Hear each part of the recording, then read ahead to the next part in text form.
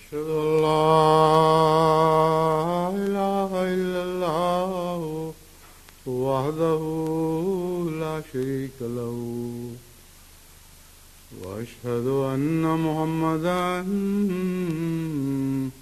عبده ورسوله أما بعد فأعوذ بالله من الشيطان الرجيم بسم الله الرحمن الرحيم الحمد لله رب العالمين الرحمن الرحيم مالك يوم الدين إياك نعبد وإياك نستعين اهدنا الصراط المستقيم صراط الذين أنعمت عليهم غير المغضوب عليهم ولا الضالين.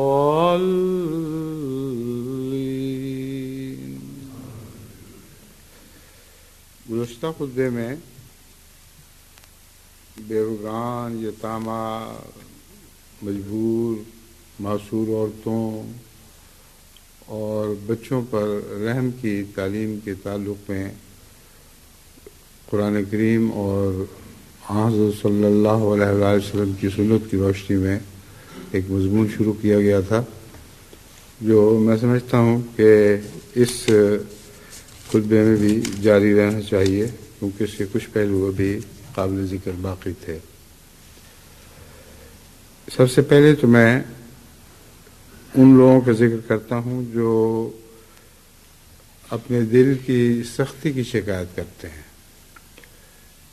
کئی دفعہ لوگوں کو جو سمجھایا جاتا ہے تو کہتے ہیں کہ ہم چاہتے تو ہیں نرمی کرنا، مگر ہمارے دل میں ایک سختی ہے جس پر قابو پانا مشکل ہے. تو ان کو حضرت اقدس محمد مصطفیٰ صلی اللہ علیہ وسلم کی یہ نصیحت کام دے سکتی ہے، جو مسند احمد بن حنبل سے اور حضرت ابو ہریرہ رضی اللہ تعالیٰ عنہ کی ایک روایت سے لی گئی ہے. حضرت ابو ہریرہ بیان کرتے ہیں کہ ایک شخص نے رسول اللہ صلی اللہ علیہ وسلم کی خدمت میں اپنی سخت دلی کی شکایت کی. لیکن کوئی پہلو بھی ایسا باقی نہیں قیامت تک کے لیے جس پر حضور صلی اللہ علیہ وسلم نے روشنی نہ ڈالی ہو، اور کوئی مشکل ایسی نہیں جس کا حل تجویز نہ فرما دیا ہو، اور وہی حل بہترین ہے جو حضور صلی اللہ علیہ وسلم تجویز فرماتے ہیں.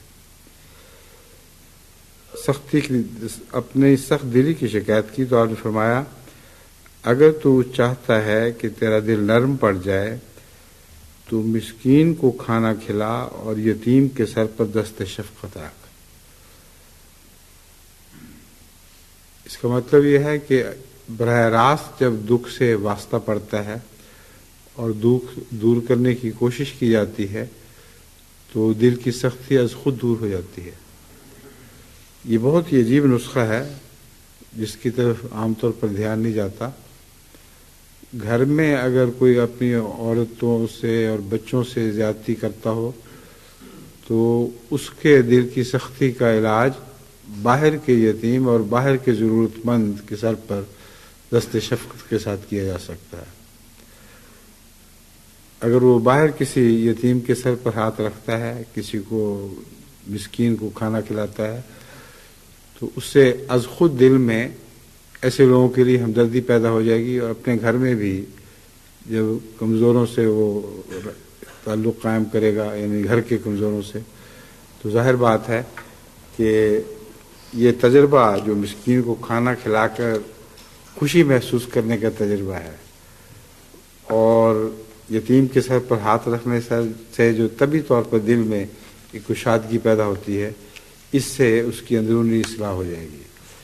یہ بہت گہرے نفسیاتی نکتے ہیں جو حضرت اقدس محمد مصطفیٰ صلی اللہ علیہ وآلہ وسلم کے سوا آپ کو دنیا کے کسی روحانی طبیب کے نسخوں میں نہیں ملیں گے۔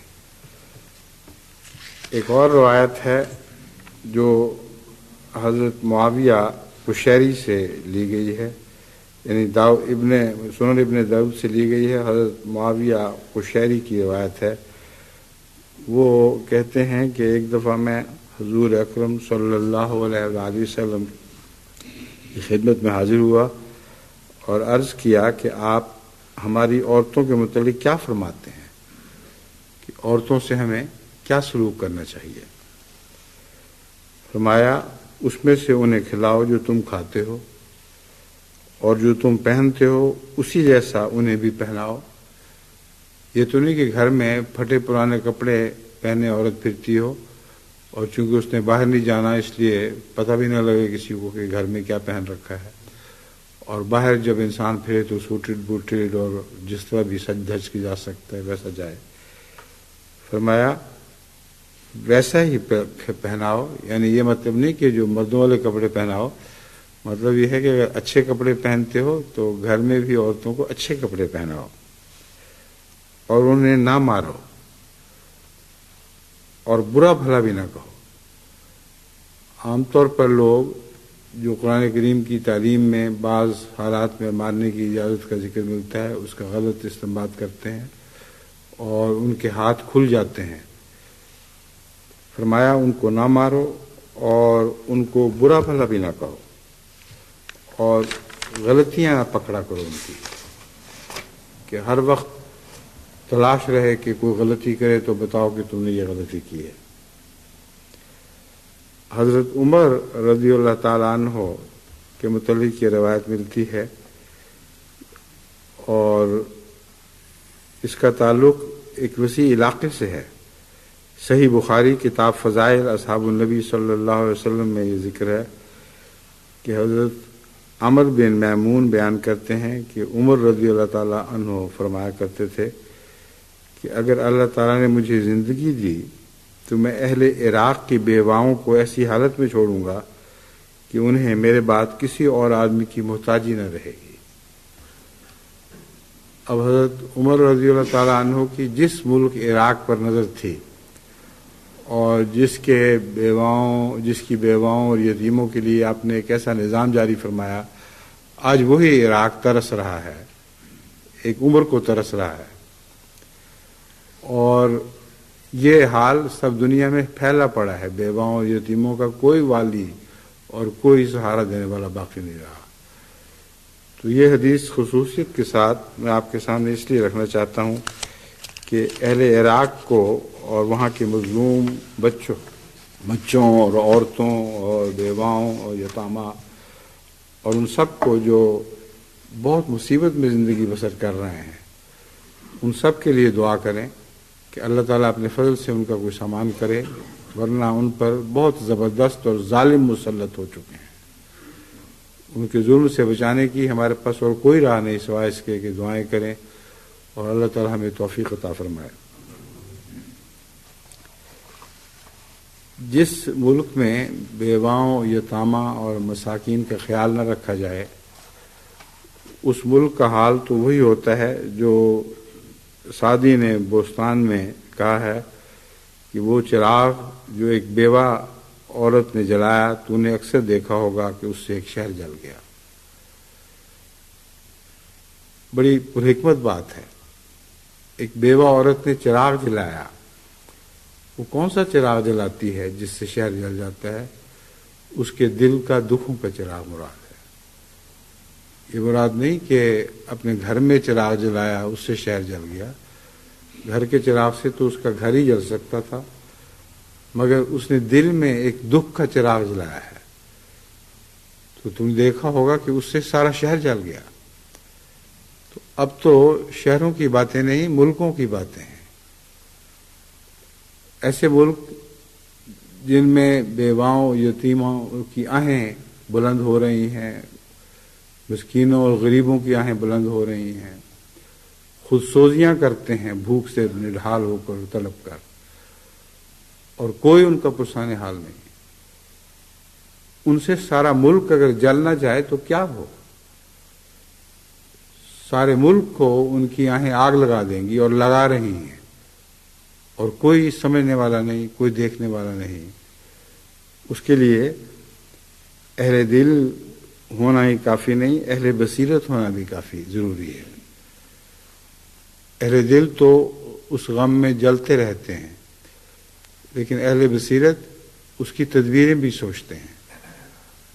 اور اسی پہلو سے جماعت احمدیہ کو میں نصیحت کرتا ہوں، ہمیشہ کرتا رہتا ہوں کہ اہل دل ہی نہ ہوں، اہل بصیرت بھی بنیں، اور اپنے ارد گرد کچھ ماحول کو تو روشن کریں، جس سے روشنی پا کر پھر آہستہ آہستہ وہ روشنی باقی جگہ پھیلنی شروع ہو جائے۔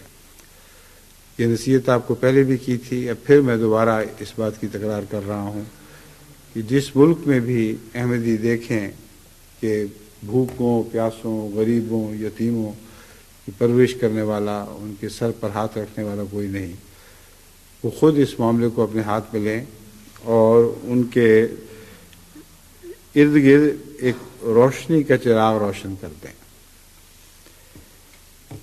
بعض دفعہ اس کے نتیجے میں اگرچہ انسان کی توفیق تھوڑی بھی ہو، خدا تعالیٰ کے فضل سے نتائج بہت اچھے نکل آتے ہیں اور بڑے وسیع نتائج نکلتے ہیں۔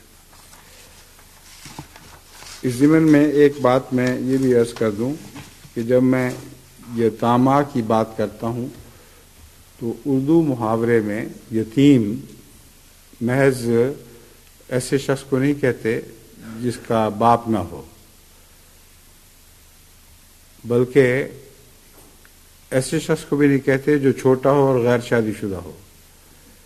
یتیم ایک اردو محاورہ ہے، اور اس محاورے کے پیش نظر بعض دفعہ شادی شدہ مرد کو بھی یتیم کہہ دیتے ہیں، اور بعض عورتیں ہیں جو شادی شدہ ہوں، بچوں والی ہوں، ان کو بھی یتیم سی عورت ہے بیچاری، تو بیوہ تو نہیں کہیں گے اس کو، لیکن یتیم کہہ دیا کرتے ہیں۔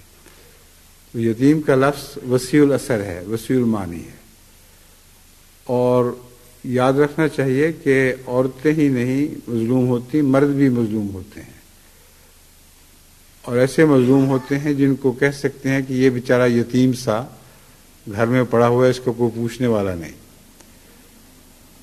یتیمی ایک اندرونی کمزوری کا نام ہے دراصل، یعنی اردو میں جب لفظ یتیمی کا استعمال دیکھیں گے تو اندرونی طور پر ایک کمزوری ہے جس کے نتیجے میں یتم پیدا ہوتا ہے۔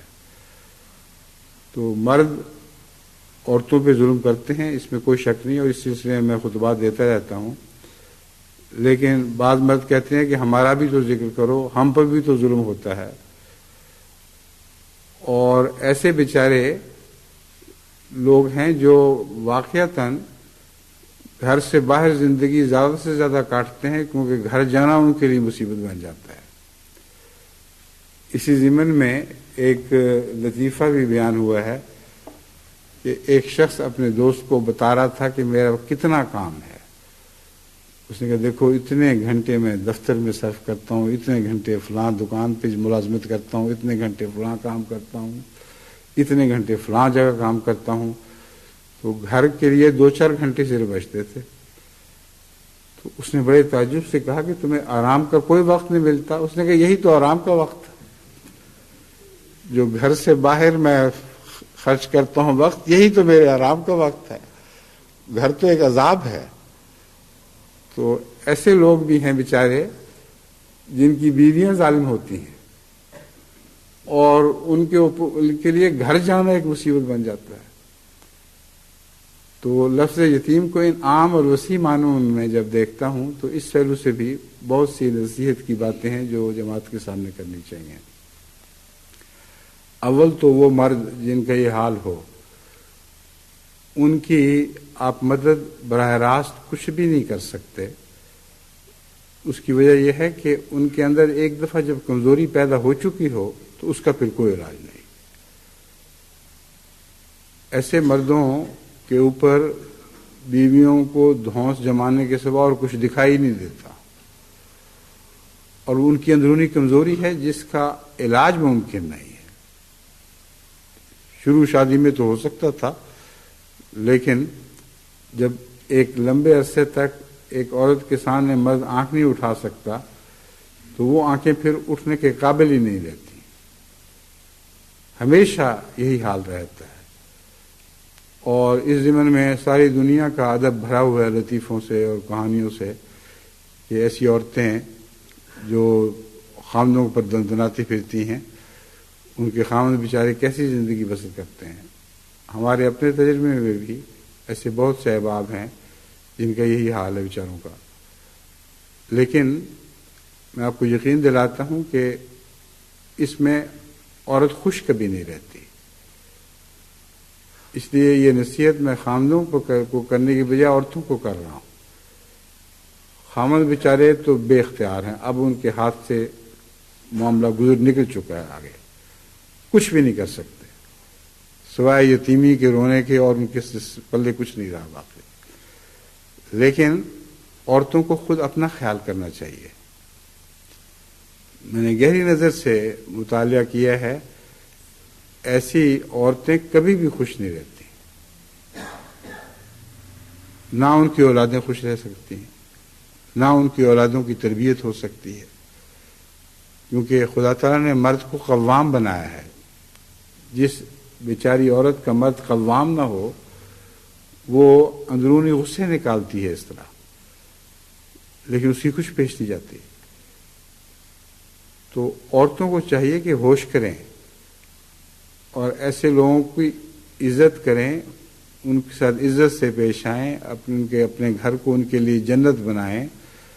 اگر وہ اپنے گھر کو خامدوں کے لیے جنت بنائیں گی تو ان کے پاؤں تلے ان کے بچے بھی جنت حاصل کریں گے۔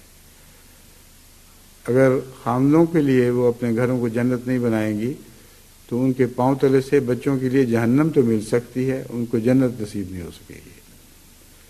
کیونکہ اکثر دیکھا گیا ہے کہ ایسی ماؤں کے بچے گستاخ ہو جاتے ہیں جن کی مائیں خاوند سے گستاخ ہوں۔ ان کے بچے صرف باپ سے گستاخ نہیں ہوتے بلکہ ماں سے بھی گستاخ ہو جایا کرتے ہیں۔ اس لیے یہ سوچ کر غور کے بعد میں نے یہی سمجھا ہے کہ ایسے خامدوں بیچاروں کو تو میں نصیحت نہیں کر سکتا، ان کا یتم تو اب موت ہی دور کر سکتی ہے، لیکن عورتوں کو نصیحت کرنی چاہیے اور ان کی اپنی بھلائی میں ہے یہ بات۔ دوسرا پہلو ایک خاص طور پر عورتوں کی طرف توجہ کا یہ ہے، اور وہ سارا جماعتی نظام سے تعلق رکھتا ہے کہ عورتوں کے سر پر ہاتھ رکھنے کا ایک مطلب یہ بھی ہے کہ اپنے نظام جماعت کو بیواؤں کی شادی کی طرف توجہ دینی چاہیے،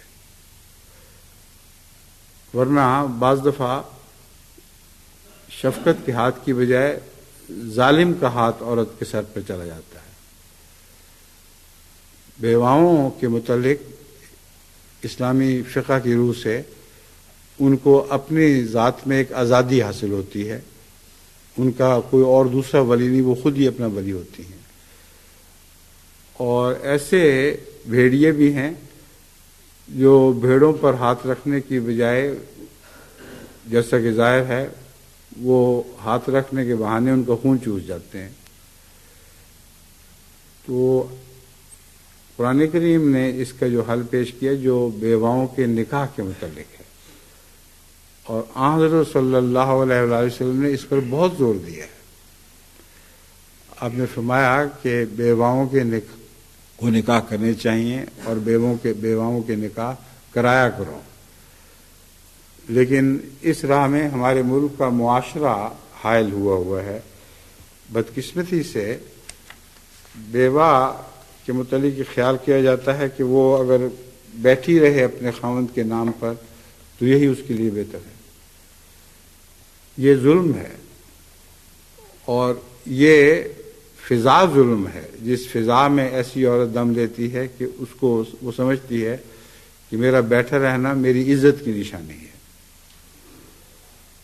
ہندوؤں میں جو جل جانے کی رسم تھی، ستی ہو جانے کی، وہ اسی وجہ سے جاری ہوئی ہے، اور مسلمانوں کو چاہیے کہ اسے نصیحت پکڑیں۔ وہ عورت جس کو یہ نظر آ رہا ہو کہ ساری زندگی میں نے دکھوں میں کاٹنی ہے اب، اور ایک خاوند کے نام پر، اس کی عزت کے نام پر میں نے انتہائی مظلومیت کی زندگی بسر کرنی ہے، وہ بعض دفعہ یہ پسند کرتی ہے، اور ہندو معاشرے میں تو بہت حد تک یہ پسند کرتی تھی کہ وہ زندہ جل جائے مگر ساری زندگی نہ جلتی رہے۔ بس مسلمانوں کو، جن کو ہندوؤں سے ایک قرب ہے، ان کے ہمسائیگی میں رہتے ہیں، کئی 100 سال سے اسی طرح زندگی بسر کر رہے ہیں، ان سے نصیحت پکڑنی چاہیے تھی، اور بیواؤں کی شادی کے متعلق ضرور توجہ کرنی چاہیے۔ حضرت اقدس مسیح موعود علیہ السلام کا ایک اقتباس میں پڑھ کے سناتا ہوں۔ فرماتے ہیں، اگر کسی عورت کا خاوند مر جائے تو گو وہ عورت جوان ہی ہو، دوسرا خاوند کرنا ایسا برا جانتی ہے جیسا کوئی بڑا بھاری گناہ ہوتا ہے، اور تمام عمر بیوہ اور ران رہ کر یہ خیال کرتی ہے کہ میں نے بڑے ثواب کا کام کیا، اور پاک دامن بیوی ہو گئی ہوں، حالانکہ اس کے لیے بیوہ رہنا سخت گناہ کی بات ہے۔ بس جتنی بھی احمدیوں میں ایسی بیوائیں ہیں جن کی شادی ممکن ہے، بعض ایسی ہیں جن کی شادی ممکن نہیں ہوتی بعض وجوہ سے، وہ الگ مسئلہ ہے، اس کے متعلق بھی دوسرے راستے سوچے جا سکتے ہیں، لیکن حضرت مسیح موعود اسلام فرماتے ہیں اس کے لیے بیوہ رہنا سخت گناہ کی بات ہے، عورتوں کے لیے بیوہ ہونے کی حالت میں خاوند کر لینا نہایت ثواب کی بات ہے۔ ایسی عورت حقیقت میں بڑی نیک بخت اور ولی ہے۔ اب دیکھیں کتنا بڑا لقب حضرت مسیح موعود اسلام دے رہے ہیں، ایسی عورت بڑی حقیقت میں بڑی نیک بخت اور ولی ہے جو بیوہ ہونے کی حالت میں برے خیالات سے ڈر کر کسی سے نکاح کر لے اور نابکار عورتوں کے لعن طعن سے نہ ڈرے۔ اب یہاں حضرت مسیح موعود علیہ السلام نے نکاح نہ کرنے کے لیے بھی ایک کھڑکی کھول دی ہے۔ حضرت مسیح موعود علیہ السلام کا کلام جو ہے وہ اس پہلو سے بہت ہی عارفانہ ہے، جس سلسلے میں نصیحت فرماتے ہیں اس کے ہر پہلو پر نظر رکھتے ہیں، اور کوئی نہ کوئی استثناء بھی بیچ میں رکھ دیتے ہیں۔ تو دیکھیں فرمایا، جو بیوہ ہونے کی حالت میں برے خیالات سے ڈر کر کسی سے نکاح کرے۔ بس بعض ایسی بیوہ عورتیں ہیں جن کی عمر شادی کی بھی گزر چکی ہوتی ہے اور برے خیال پیدا ہوتے ہی نہیں دل میں۔ اب وہ بیچاریاں یہ نہ سمجھیں کہ ہمارے اوپر بھی ایک قسم کا انذار ہے کہ اگر ہم شادی نہیں کریں گی تو اللہ تعالیٰ ہم سے ناراض ہوگا، وہ مستثنا ہیں۔ اور بعض ایسی پاک دامن عورتیں بھی مستثنا ہیں جو چھوٹی عمر میں بیوہ رہ جاتی ہیں، لیکن ان کا دل کلیتاً پاک رہتا ہے، اور اتنا پاک ہوتا ہے کہ کسی اور کی نظر ہی نہیں پڑتی ان کے اوپر، ان کی زندگی کا رہن سہن ہی مختلف ہو جاتا ہے۔ بس حضرت مسیح موعود علیہ السلام نے یہ جو شرط رکھ دی، بڑی نیک بخت اور ولی ہے جو بیوہ ہونے کی حالت میں برے خیالات سے ڈر کر کسی سے نکاح کر لے، برے خیالات سے ڈرے اور نابکار عورتوں کے لعن طعن سے نہ ڈرے۔ اب ایسی عورت کو جو تانے دیتی ہیں عورتیں، وہ نابکار ہیں، ان کو فاسق فاجر فرمایا گیا ہے۔ یہ عورت تو پاک دامن ہے، اس لیے نکاح کر رہی ہے، تو اس کی پاک دامنی کی راہ میں حائل ہو کر اس کو تانے دیتی ہو، تو گویا وہ نابکار نہیں، تم نابکار ہو۔ حضرت خلیفۃ المسیح اول رضی اللہ تعالیٰ عنہ نے اس تعلق میں قرآن کریم کے ایک آیت سے استنباط کرتے ہوئے بہت ہی لطیف نقطہ بیان فرمایا ہے۔ فرماتے ہیں، واللہ عزیز حکیم، چونکہ لوگ بیوہ کے نکاح کے بارے میں کہتے ہیں یہ ہماری عزت کے خلاف ہے، اس لیے فرمایا کہ میرا نام عزیز ہے، میں سب سے زیادہ عزت والا ہوں، میں یہ حکم دیتا ہوں بہت بحیثیت عزت والے کے، عزیز ہونے کے، میں حکم دیتا ہوں کہ نکاح کرو۔ تو تمہاری اور کون سی عزت ہے جو اللہ سے بڑھ کر عزت ہے؟ جب تمام عزتوں کا مالک حکم دے رہا ہے تو عزت اسی میں ہے کہ اس کی اطاعت کی جائے۔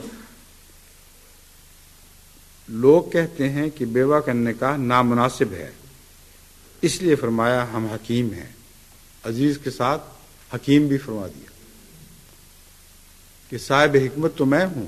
یعنی اللہ تعالیٰ فرماتا ہے کہ نہ صرف میں عزت والا بلکہ صاحب حکمت ہوں، اور جن لوگوں نے اپنی طور پر کوئی حکمت سوچی ہوئی ہے کہ بیوہ کی نکاح حکمت کے خلاف ہے، بیوہ کا نکاح کرنا حکمت کے خلاف ہے، وہ جھوٹ بولتے ہیں۔ فرماتے ہیں اس لیے فرمایا ہم حکیم ہیں، ہر قسم کے حکم کو ہر قسم کی حکمت کو خوب سمجھتے ہیں، اس لیے یہ حکم دیا جو نامناسب نہیں۔ یہ ضمیمہ اخبار بدر قادیان 29 اپریل 1909 میں شائع ہوا۔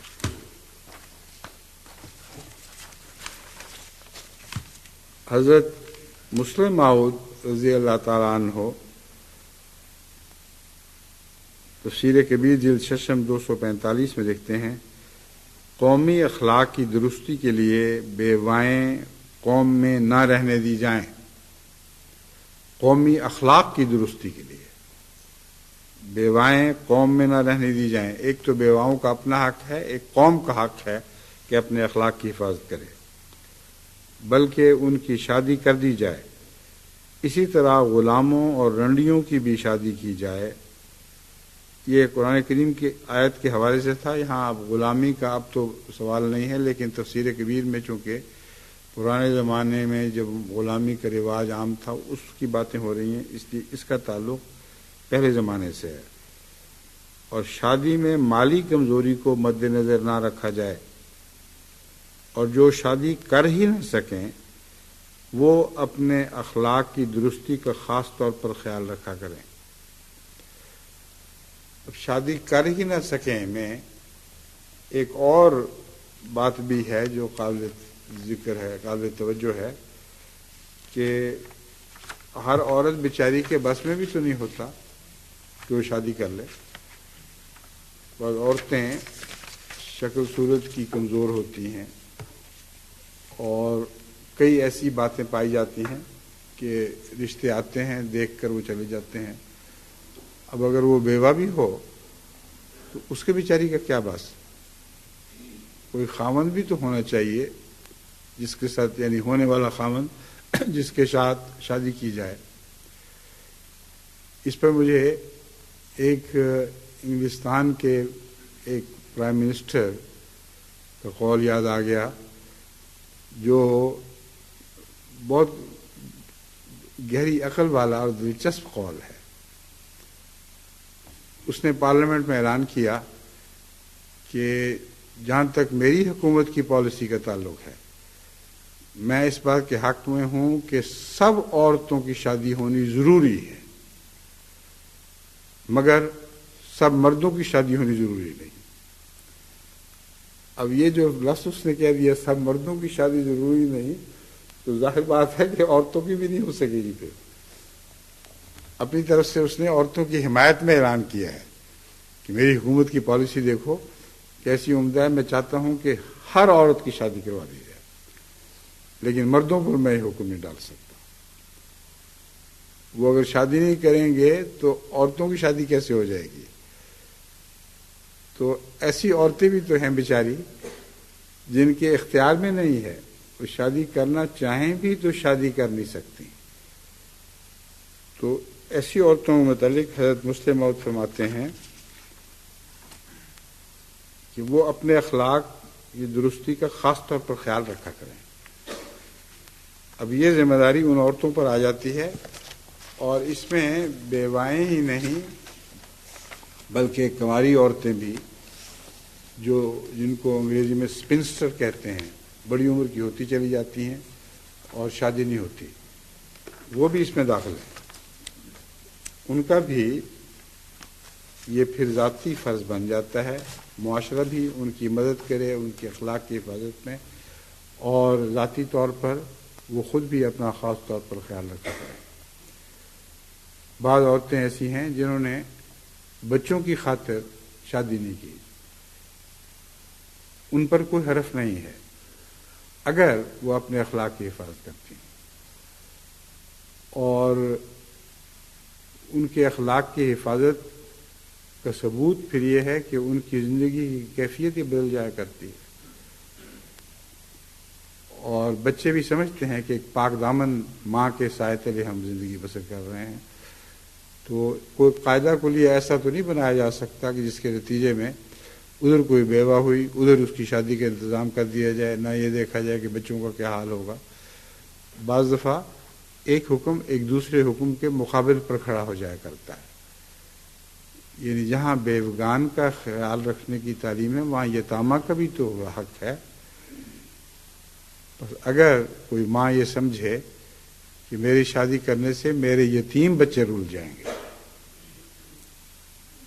تو ایک شرعی عذر کے مقابل پر ایک اور شرعی عذر ہو جائے گا، اس لیے اس کو دین کا باغی نہیں قرار دیا جا سکتا، مگر شرط یہی ہے کہ وہ پھر اپنے اخلاق کی بطور خاص حفاظت کرے۔ اب میں آخر پر ایک ایسا ذکر کرنا چاہتا ہوں جو دعا کی خاطر بھی ہے، اور بتانا چاہتا ہوں کہ وہ کوششیں جو کسی نے قادیان میں کی تھیں وہ اب خدا تعالیٰ کے فضل سے بہت رنگ لا چکی ہیں، اور کتنے تھوڑی روپے کتنی محنت سے ایک شخص نے کام کیا تھا، اور آج خدا تعالیٰ کے فضل سے تمام دنیا میں اس کے صبر پھیلے پڑے ہیں۔ اور یہ دعا کی تحریک بھی ہے، اور یہ بتانا چاہتا ہوں کہ قادیان میں جو بنا ڈالی گئی تھی اس پر بہت بڑی بڑی عمارتیں تعمیر ہو چکی ہیں۔ خدا نے اس چھوٹی سی بنا کو ضائع نہیں فرمایا۔ میری مراد حضرت میر محمد اسحاق صاحب رضی اللہ تعالیٰ عنہ کے ذکر خیر سے ہے۔ آپ عاشق تھے اس بات کے کہ یتامہ کی خدمت کریں۔ لفظ یتیم کے ساتھ ان کا نام اس طرح منسلک ہو چکا ہے تاریخ میں کہ کبھی بھی الگ نہیں کیا جا سکتا۔ اس ضمن میں آپ کا جو کردار تھا میں اس کے اوپر کچھ ساری باتیں تو بیان نہیں کر سکتا، کچھ بہت سی ہیں جو میری اپنی آنکھوں دیکھی ہیں، مگر جو کچھ بھی تاریخ میں محفوظ ہے اس میں سے کچھ صفحے میں آپ کے سامنے رکھتا ہوں۔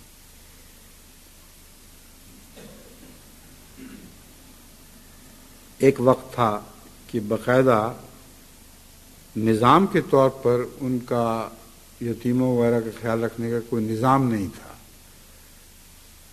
مورخ نے یہ اس سے نتیجہ نکالا ہے کہ تسلی بخش انتظام نہیں تھا، مراد یہ ہونی چاہیے اصل میں کہ یتیموں کی خبر گیری تو جماعت ہر جگہ کر ہی رہی تھی، اپنے طور پر کر رہی تھی، مگر نظام جماعت کے طور پر کوئی ایسا تسلی بخش انتظام نہیں تھا۔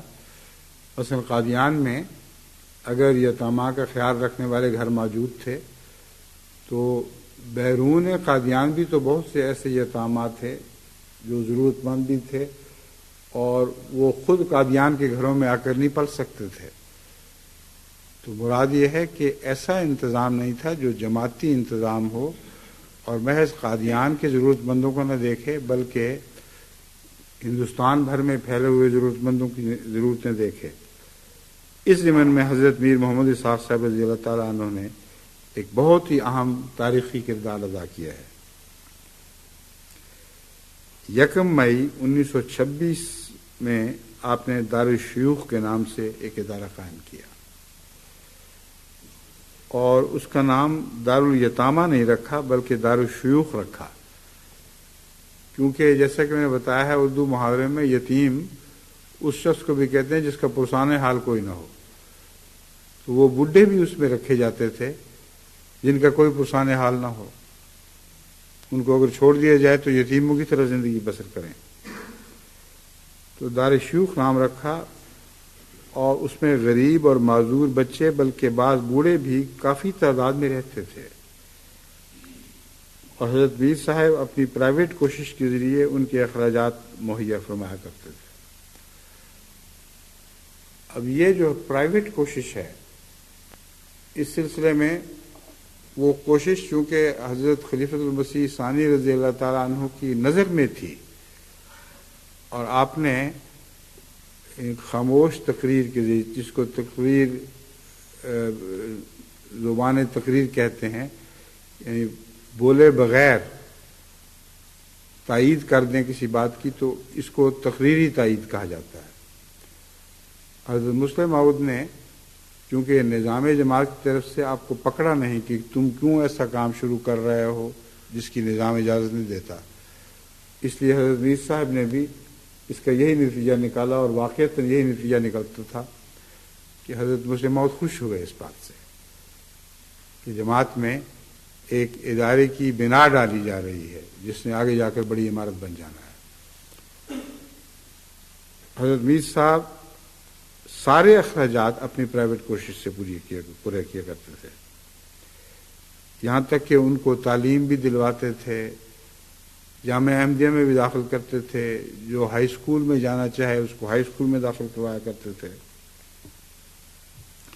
چنانچہ اس پہلو سے بہت سے بچے ہیں جو مدرسہ احمدیہ، جامعہ احمدیہ اور تعلیم الاسلام ہائی اسکول میں پڑھے، اور پھر اللہ تعالیٰ کے فضل سے آپ ان پر نظر کریں تو بعد میں خدا تعالیٰ نے ان کو بہت کچھ دیا، اتنے بڑے بڑے مقامات اور مراتب تک پہنچے ہیں، اور مالی لحاظ سے بھی ان کو ایسی کشائش نصیب ہوئی کہ بعد میں انہوں نے لکھوں کھا دوسرے یتیم بچوں پر خرچ کیا، اور دوسری بیواؤں وغیرہ پر خرچ کیا۔ اس سلسلے میں 2-3 واقعات میں آپ کے سامنے رکھتا ہوں۔ ایک حکیم عبداللطیف صاحب شاہد کا بیان ہے، وہ کہتے ہیں میری دارالشیوخ میں 3 سال تک بطور محتمم تقرری کے زمانے میں 20 طالب علم قادیان بغرض تعلیم آئے۔ جب خاکسار آپ کی خدمت میں، یعنی آپ رضی اللہ تعالیٰ عنہ حضرت میر صاحب کی خدمت میں ایسے کسی طالب علم یا غریب آدمی کو داخلے کے لیے پیش کرتا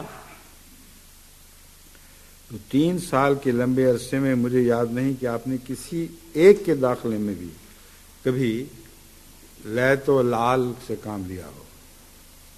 جو عربی دان ہیں وہ اسے لیتا و لعل پڑھنے پر زور دیتے ہیں، مگر اردو ڈکشنری میں لیت و لعل کہنا ہی کافی ہے۔ اردو ڈکشنریاں اسی کی تائید کرتی ہیں، جب اردو کلام میں بات کی جائے تو لیت و لعل کہنا چاہیے۔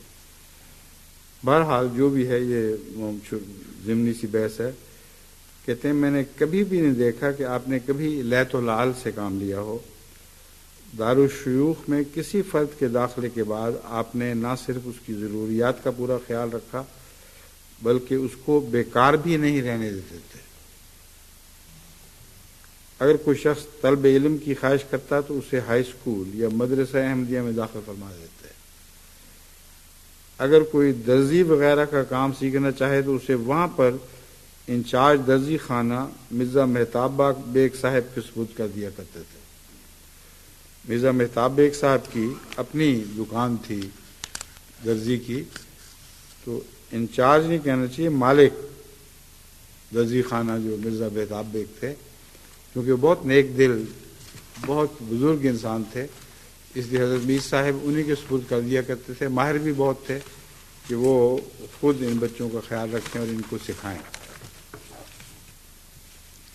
اسی طرح ایک محرر تھے منشی محمد یاسین صاحب، جو نظارت ضیافت میں محرر ہوا کرتے تھے۔ قادیان کے پرانے لوگ ان کو اچھی طرح جانتے ہیں۔ وہ لکھتے ہیں کہ دارالشیوخ میں 175 کے قریب افراد کے کھانے کے لیے بڑی محنت کرنا پڑتی تھی، اور اس کا فنڈ بڑا کمزور تھا، کوئی جماعتی فنڈ نہیں تھا۔ ایک دفعہ قاضی نور محمد صاحب مرحوم ہیڈ کلرک نظارت ضیافت نے عرض کیا کہ اب دارالشیوخ میں 2000 قرض ہو گیا ہے، حضرت میر صاحب سے عرض کیا کہ اب اس کا کیا کریں؟ فرمایا کل عصر کے بعد ٹانگا لانا اور میرے ابرا چلنا. مجھے اس پہ درد اس لیے پیدا ہو رہا ہے کہ حضرت میر صاحب بہت بیمار تھے، اس وقت بخار کی حالت تھی، لیکن یتیموں کی خاطر آپ نے فرمایا اور ٹانگا لانا میرے ساتھ چلنا میں ایک یہ بھی حکمت ہے کہ بڑی تکلیف اٹھا کر آپ یتیموں کی ضرورتیں پوری کیا کرتے تھے. میری شوق کے لیے چندے کی تحریک کرنی ہے. دوسرے دن میں ٹانگا لایا، ہم دونوں سوار ہو گئے. حضرت شیخ یعقوب علی صاحب عرفانی کبیر مرحوم کے گھر کے پاس حضرت نواب محمد عبداللہ خان صاحب ملے. نواب عبداللہ خان صاحب بھی بڑے فیاض تھے اور ضرورت مندوں یتامہ وغیرہ کا بہت خیال رکھا کرتے تھے. اتفاق سے اللہ تعالیٰ کی شان کے پہلے ہی ان سے واسطہ ہوا. حضرت نواب صاحب میں حضرت میر صاحب سے مصافحہ کیا. نواب صاحب نے مصافحہ کے بعد فرمایا ماموں جان آپ کو بخار ہے.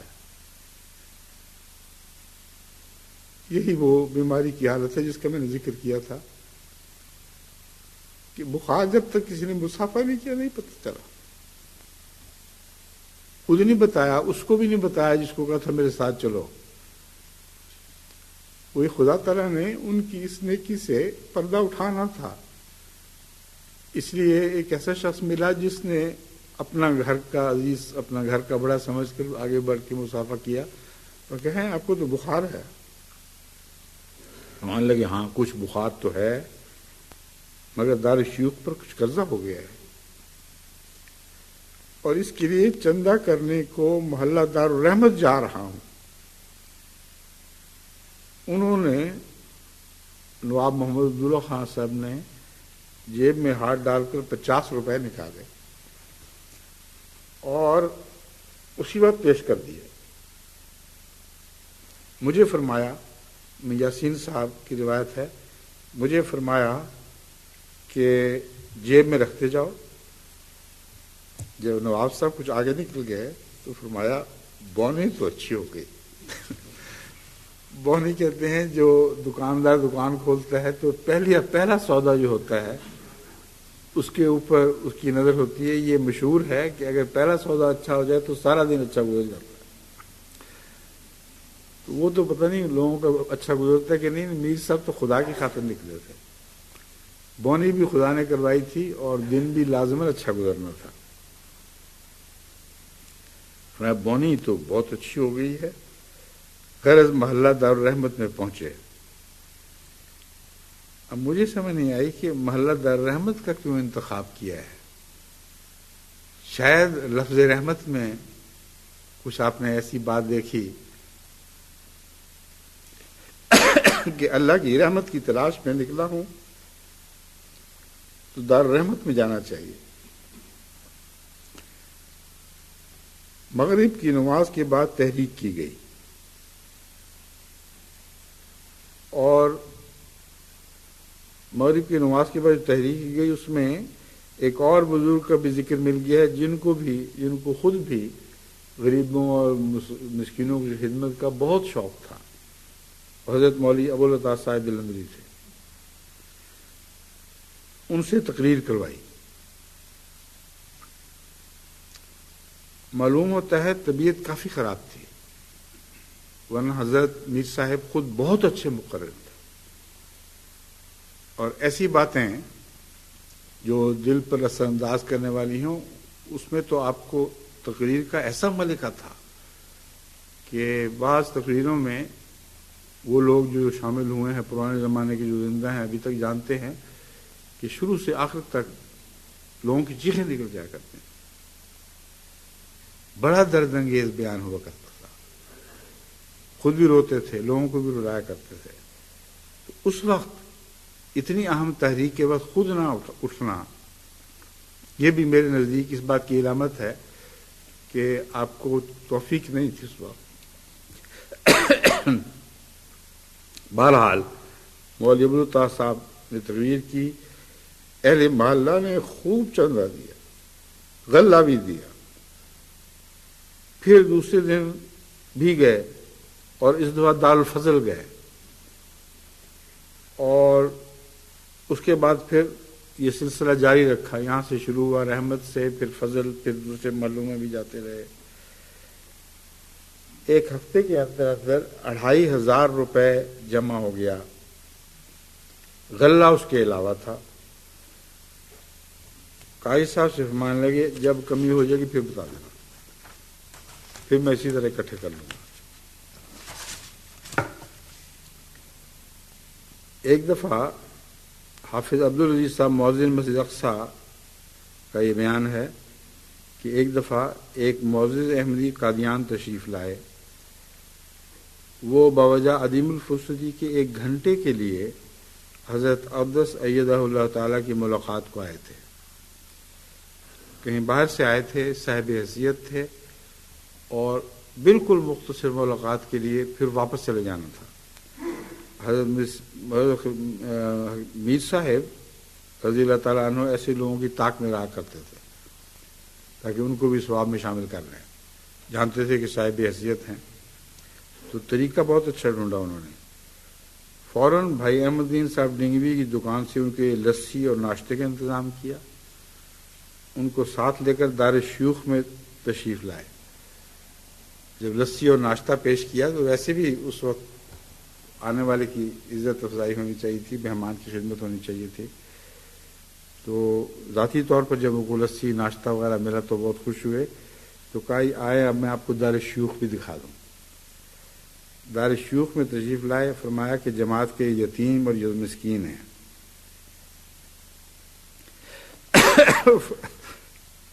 بہت پیاری پیاری بات کہی، یہ میرا باغ ہے، میں نے یہ باغ لگایا ہے، دیکھو خدا تعالیٰ نے اس باغ کو ساری دنیا میں پھیلا دیا. کس کثرت سے یہ باغ ملک ملک لگ رہے ہیں. میں آپ کو یہ سمجھانا چاہتا ہوں کہ اس زمانے میں نیکی اور خلوص اور تقویٰ نے جو بنیادیں ڈالی تھیں انہی پر یہ عمارتیں تعمیر ہو رہی ہیں.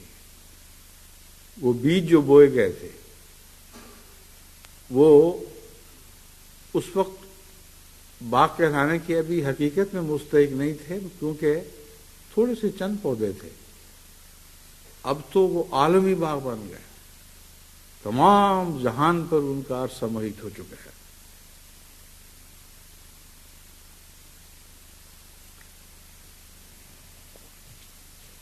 فرمایا اللہ کی خاطر لگایا.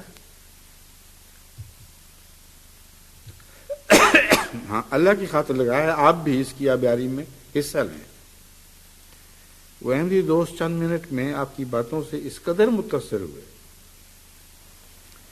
کہ 500 روپے کی رقم ان یتامہ کی اعانت کے لیے پیش کر دی. اب یہ جو 500 کی رقم ہے بظاہر دیکھنے میں اگرچہ اس وقت کے لحاظ سے بڑی تھی مگر پھر بھی کچھ نہیں. اب واقعہ یہ ہے کہ میں بعض ایسے یتامہ کو جو یہاں پلے تھے دار شیوخ میں، ان کو ذاتی طور پر جانتا ہوں، جنہوں نے زندگی بھر 1 کروڑ روپے کے قریب دوسرے یتامہ اور ضرورت مندوں کے لیے خرچ کیے ہوں گے. تو براہ راست وہ پودے جو وہاں لگے تھے ان کا فیض بھی پھیلا ہے، ان کی جڑیں بھی پھیلی ہیں، ان کی شاخیں بھی پھیلی ہیں، اور بڑے وسیع علاقوں پر محیط ہو گئی ہیں. اور وہ سارے احمدی جو اس زمانے میں غریبوں، مسکینوں، یتیموں کی خدمت پر معمور رہا کرتے تھے اللہ کی خاطر، ان کی دعاؤں، ان کی کوششوں کو دیکھو اللہ نے کیسا سن لیا. آج تمام عالم پر خدا تعالیٰ کے فضل سے حضرت مسیح موعود علیہ الصلوۃ والسلام کا یہ باغ لہلہا رہا ہے. حضرت مسیح موعود علیہ السلام جو فرماتے ہیں کھلے بہار آئی ہے اس وقت خزاں میں، کھلے ہیں پھول میرے بوستاں میں. یہ وقت خزاں ہے. دیکھو دنیا میں ہر جگہ یتیموں، بیواؤں، بے سہاروں کو پوچھنے والا کوئی بھی نہیں. آج جیسے کہ میں نے بیان کیا پاکستان بھی جل رہا ہے، آج عراق بھی جل رہا ہے، آج بنگلہ دیش بھی جل رہا ہے۔ سیاستدان بڑی بڑی باتیں کرتے ہیں، بڑے بڑے وعدے دلاتے ہیں، اور ووٹ مانگنے کے لیے ہر قسم کی لالچیں دیتے ہیں۔ ووٹ کھا جاتے ہیں اور ان کا پیٹ خالی رہتا ہے جن کے ووٹ کھا جاتے ہیں۔ بس سارا زمانہ محتاج ہے، سارا زمانہ فقیر ہو چکا ہے، اس کا کچھ علاج کرو۔ حضرت مسیح علیہ السلام فرماتے ہیں آنکھ کے پانی سے یارو کچھ کرو اس کا علاج، اور کچھ نہیں تو اس آگ کو تمہاری آنکھ کا پانی بجھا دے گا۔ دل میں درد پیدا کرو اور آنکھ کے پانی سے اس کا علاج کرو۔ کسی سعودی ہی نے ایک موقع پر یہ کہا کہ خشک سالی اور فاقہ کشی اور غربت کا ایک موقع پر یہ عالم تھا سارے ملک کا کہ سب پانی خشک ہو گئے تھے سوائے یتیم کی آنکھ کے پانی کے۔ بہت پیاری بات کہی ہے، سب پانی خشک ہو گئے مگر یتیم کی آنکھ کا پانی خشک ہو گیا۔ آج وقت ہے کہ میں چاہتا ہوں کہ سب دنیا کے پانی سوکھ جائیں مگر اے احمدیو تمہاری آنکھ کا پانی نہ سوکھے۔ آج تمہاری ہی آنکھ کا پانی ہے جو ان باغوں کی آبیاری کرے گا، اور اللہ تعالیٰ کے فضل کے ساتھ یہ پانی ہے جو اس آگ کو بجھائے گا۔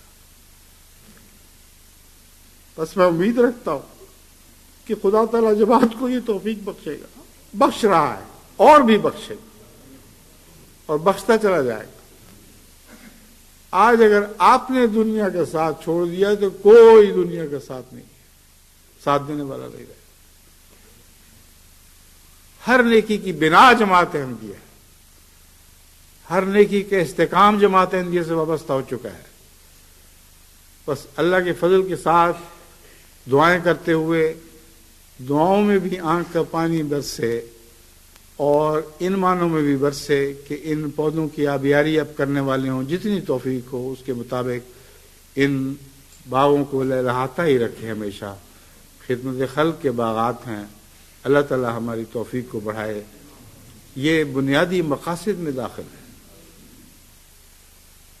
دو ہی تو مقصد ہیں، اللہ سے تعلق اور بنی نوع انسان سے تعلق، اور اللہ کا تعلق منحصر ہے اس بات پر کہ بنی نوع انسان سے تعلق۔ اللہ کا تعلق افضل ہے مگر شروع بنی نوع انسان کے تعلق سے ہوتا ہے۔ اگر بنی نوع انسان سے تعلق نہیں ہے تو پھر خدا بھی اپنی رحمت اور شفقت کا ہاتھ اٹھا لیا کرتا ہے۔ خدا کے بندوں سے پیار کرنا سیکھو، چاہے دل میں یہ نیت ہو کہ اللہ مجھ سے پیار کرے۔ اگر خدا کے بندوں سے پیار کرو گے تو اللہ ضرور پیار کرے گا۔ ابو ادم کی وہ کہانی جو سب دنیا میں مشہور ہوئی، یہاں تک کہ انگلستان میں اس پر بڑی بڑی نظمیں لکھی گئیں، وہ یہی تو بات کہتی ہے۔ ابو ادم ایک دفعہ حج کے دوران رات لیٹے ہوئے تھے، غنودگی کی حالت میں یہ کشف دیکھا کہ فرشتے ہاتھ میں کتاب لیے ہوئے کچھ لکھ رہے ہیں۔ انہوں نے عرض کیا، پوچھا کہ کیا لکھ رہے ہو؟ انہوں نے کہا ان لوگوں کے نام لکھ رہے ہیں جن کو خدا سے محبت ہے۔ تو انہوں نے کہا میرا نام تلاش کرو، نام نہ نکلا۔ پھر دیکھا یہ دوسری کتاب، یہ کیا ہے؟ انہوں نے کہا یہ ان لوگوں کی کتاب ہے جن کو اللہ کے بندوں سے محبت ہے۔ اس میں ابو ادم کا نام سر فہرست تھا۔ پھر دوسرے دن یا اسی کشف کی حالت کی بات ہے، پھر دیکھا کہ ایک اور کتاب اٹھائے پھر رہے، یہ کون سا رجسٹر، اس میں کون لوگوں کے نام ہے؟ ان لوگوں کے نام ہیں جن سے اللہ محبت کرتا. دیکھا تو سب سے اوپر ابو ادب کا نام تھا، جس کا خدا کے بندوں کی خدمت میں نام تھا، اس کا خدا کی محبت میں بھی نام تھا. اگرچہ بظاہر یہ نہیں تھا کہ خدا سے محبت کرتا ہے، اس کے بندوں سے محبت کرتا تھا، مگر جب اللہ کی محبت کی باری آئی تو اس کا نام سر فہرست تھا، جو اللہ کے بندوں سے محبت کرتا تھا. بس اسی دعا پر میں اس خطبے کا اختتام کرتا ہوں کہ خدا کرے کہ ہمیشہ رہتے وقتوں تک جماعت کا نام ان رجسٹروں میں لکھا جائے جن میں ان کے نام ہیں جن سے اللہ محبت کرتا ہے.